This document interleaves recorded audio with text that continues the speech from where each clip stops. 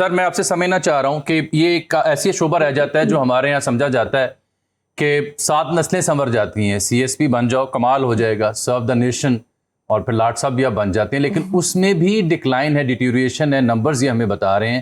آپ کے نزدیک کیا نوجوان آج کا محنت نہیں کرتا، کو مارکنگ میں پرابلم ہے، نصاب میں پرابلم ہے؟ What exactly is the issue? پھر میں بعد میں آؤں گا کہ واٹ شوڈ دے ڈو۔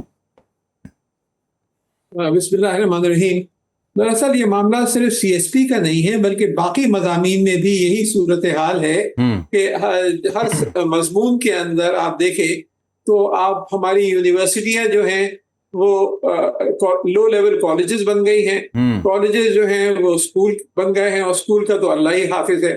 اور اس کی وجہ جو ہے وہ سب سے پہلے تو حکومت کی ترجیح تعلیم کبھی نہیں رہی، صرف لپ سروس ہوتی ہے، زبانی جمع خرچ ہوتا ہے کہ تعلیم کی اہمیت ہے، لیکن جب آپ دیکھتے ہیں کہ اساتذہ کا معیار کیا ہے، سب سے اہم چیز اساتذہ ہوتے ہیں، جامعات میں بھی اور کالجز میں اور اسکول میں بھی، تو اساتذہ کا معیار کمزور سے کمزور تک ہوتا جا رہا ہے۔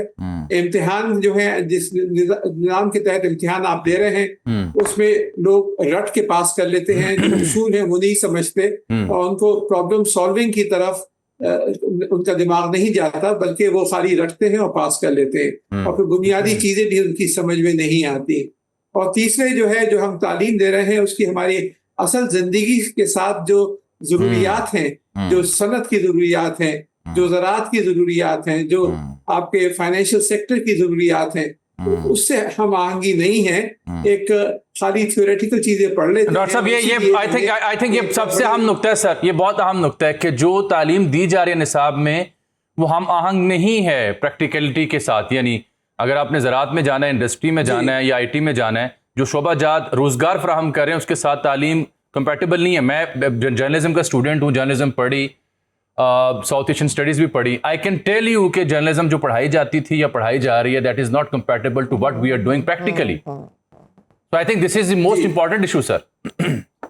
جی اسی لیے میں نے ایک نئی قسم کی جامعات اب میں بنا رہا ہوں۔ ایک تو سٹارٹ ہو گئی ہے پاکستان آسٹرین فاخوخشولے، جو اسلام آباد کے پاس ہے، ہری پور میں، اور اس میں 21 غیر ملکی یونیورسٹیز پارٹیسپیٹ کر رہی ہیں، جس میں 11 آسٹریا کی ہیں، 1 جرمنی کی ہے، 3 برطانیہ کی ہیں، اور 6 چائنا کی ہیں، اور وہی کوالٹی ایشورنس کر رہے ہیں۔ اور یہ ساری یہ انٹرپرینوریل یونیورسٹی ہے، اس کا صنعت کے ساتھ سب سے زیادہ لنکیج ہے، اور زراعت کے ساتھ، اور اس کا جو ہے وہ ٹیکنالوجی پاک ہے، تاکہ جو نیشنل اور انٹرنیشنل مسائل ہیں ان کو حل کیا جائے، اور ہر بچے کو 500 گھنٹے ورکنگ آورز لگانے پڑتے ہیں صنعت میں، تاکہ وہ جو ہے وہ پریکٹیکل نالج ریئل لائف میں حاصل کرے، اور وہ جب تک اس میں پاس نہیں ہو جاتا جب تک اس کو ڈگری نہیں ملتی۔ اور اسی طرح کی اب سمریال سیالکوٹ میں ایک ڈیولپ کر رہا ہوں، وہ بڑی یونیورسٹی ہے، کوئی 400 ایکڑ کے اوپر ہے، لیکن یہ جو ہے یہ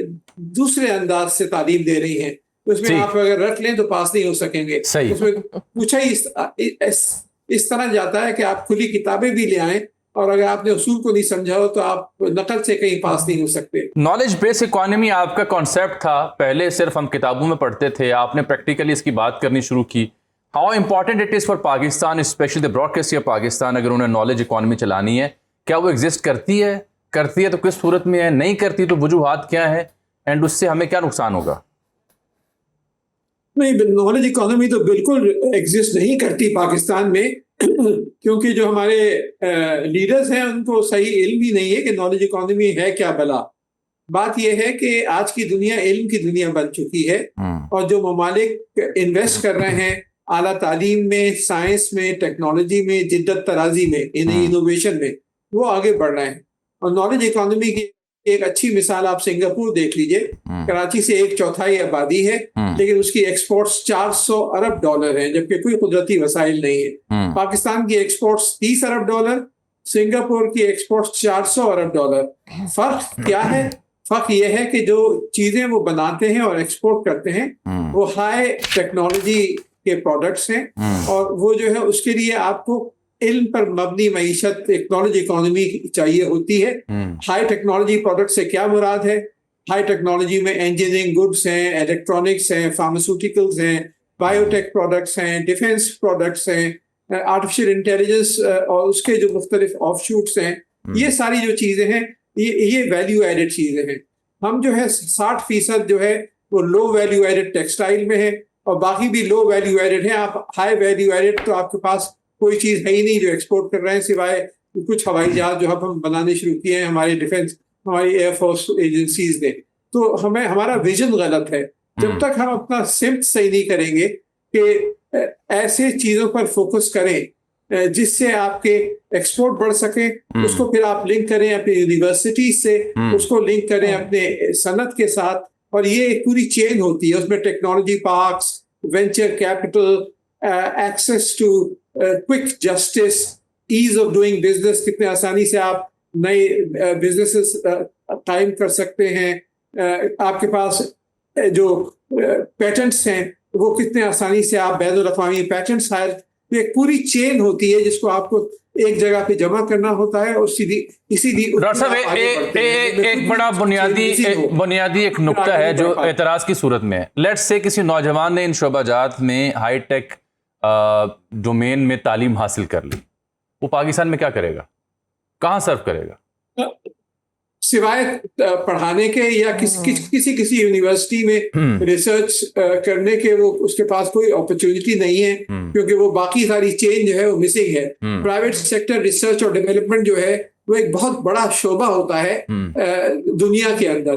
ہندوستان میں تقریباً جو اس وقت ایکسپینڈیچر ہے پرائیویٹ سیکٹر R&D کا، وہ 30% سے زیادہ ہے.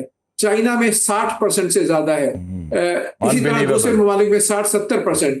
پاکستان میں 0.1% جو ہے وہ پرائیویٹ سیکٹر ریسرچ اور ڈیولپمنٹ میں لگاتا ہے. تو پرائیویٹ سیکٹر میں تو ریسرچ اور ڈیولپمنٹ ہے ہی نہیں. تو اگر آپ تعلیم لیں اور ریسرچ میں بھی آپ ماہر ہو جائیں تو آپ کے پاس صرف حکومتی شعبوں کے ڈاکٹر صاحب یہ میں تھوڑا سا لائٹر نوٹ پہ انٹروین کر رہا ہوں. پرائیویٹ سیکٹر اتنی انویسٹمنٹ کر تو رہا ہے، اسکول کھول رہا ہے، کالجز کھول رہا ہے، جگہ جگہ گلی محلے میں یونیورسٹیاں کھول رہا ہے سر، اور آپ کون سی انویسٹمنٹ ان سے مانگتے ہیں؟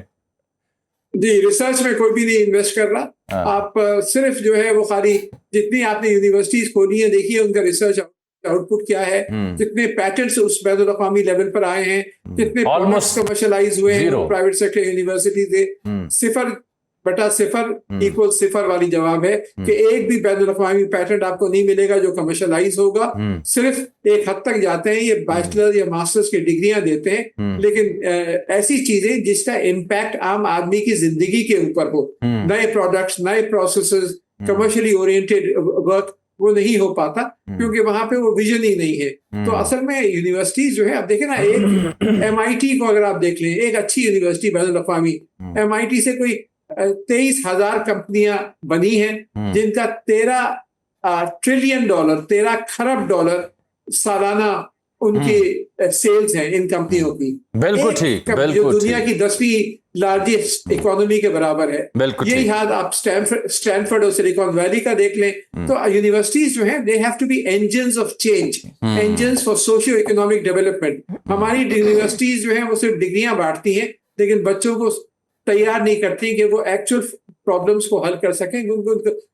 اس انداز سے تعلیم دی گئی ہوتی ہے وہ مختلف ہوتی ہے. ڈاکٹر صاحب میرے ساتھ ہی رہیے گا، میں سمجھ گیا آپ کی بات. ڈاکٹر عطا صاحب، AI کا دور ہے، دنیا محو حیرت ہے کہ AI نے کیا سے کیا کر دینا ہے. ایون جرنلزم میں ہمیں بڑی تشویش ہے اس کی، میں تو اس سے مستفید ہونے کی بھرپور کوشش کرتا ہوں. لیکن AI کے دور میں جو آپ نے پہلے بات کی آؤٹ ڈیٹڈ نصاب کی، اس کے ساتھ کیسے ترقی ممکن ہوگی؟ جو اسٹوڈنٹ ہے، بچہ بچی، وہ کنفیوز نہیں ہوگا تو کیا ہوگا سر؟ جی اس کے ساتھ ساتھ بہت سارے ایسی اپرچونٹیز پچھلی 2 دہائیوں میں ہمارے سامنے آ گئی ہیں جو پہلے بچوں کے پاس نہیں تھی اور آج ہیں. اگر ان کو پتا ہو کہ کیا وہ اپرچونٹیز ہیں.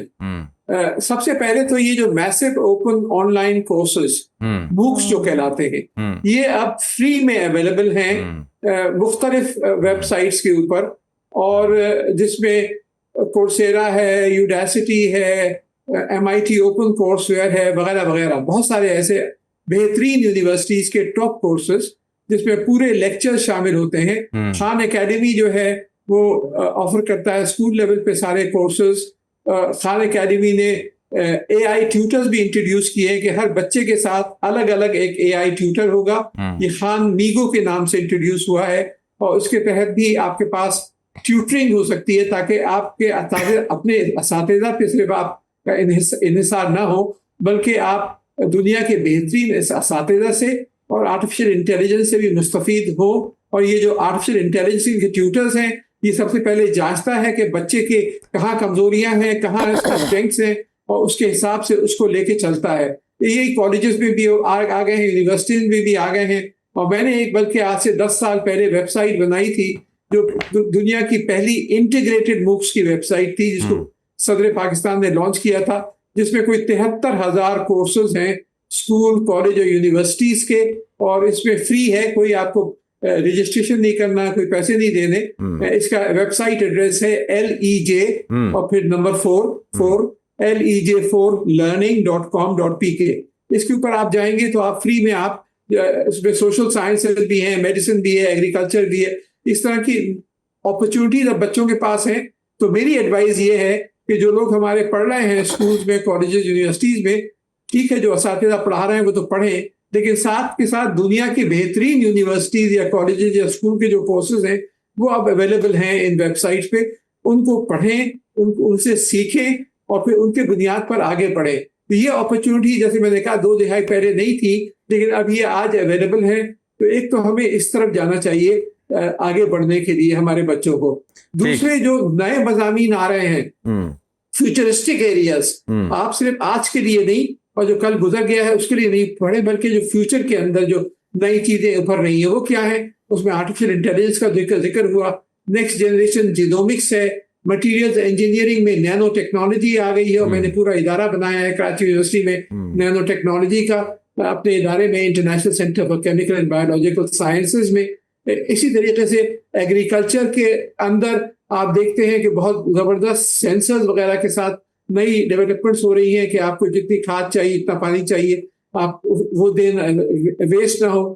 کوانٹم کمپیوٹنگ آ گئی ہے جو کہ بہت زیادہ تیز ہے نارمل کمپیوٹر سے, جو ایک دنیا کا سب سے تیز ترین سپر کمپیوٹر جس کو 100 ارب سال لگیں گے کیلکولیٹ کرنے میں, یہ کوانٹم کمپیوٹرز 5 منٹ میں کرتے ہیں. اور یہ ایک نیا ویو آ رہا ہے ہارڈ ویئر کا, سافٹ ویئر میں AI, ہارڈ ویئر میں کوانٹم کمپیوٹنگ. جب یہ دونوں کا ملاپ ہوگا تو ایک نئی دنیا, ایک نئی سویلائزیشن بنے گی. تو ہمیں بچوں کو کل کے لیے تیار کرنا ہے ان سب ایریاز میں, اور یہ سب جو ہیں جبھی تیار ہو سکتے ہیں جب ہمیں شروع سے کالجز میں, اسکولز میں اور یونیورسٹیز میں ہم شروع سے ان کی تعلیم میں ہم یہ نئے جو حدیں ہیں تعلیم کی شروع کریں. اور پھر اپنے اساتذہ, اور جیسے میں نے کہا سب سے بنیاد چیز ہوتی ہے اساتذہ کا معیار. تو اساتذہ اچھے کوالیفائڈ ہونے چاہیے, اس کے حساب سے سیلریز ہونی چاہیے. جب میں چیئرمین HEC تھا تو میں نے 11,000 بچوں کو باہر بھیجا تھا PhD کرنے دنیا کی چوٹی کی یونیورسٹیز پہ, اور جب یہ واپس آئے اس کی وجہ سے ایک بہت بڑا انقلاب اس زمانے میں یونیورسٹیز میں آیا تھا.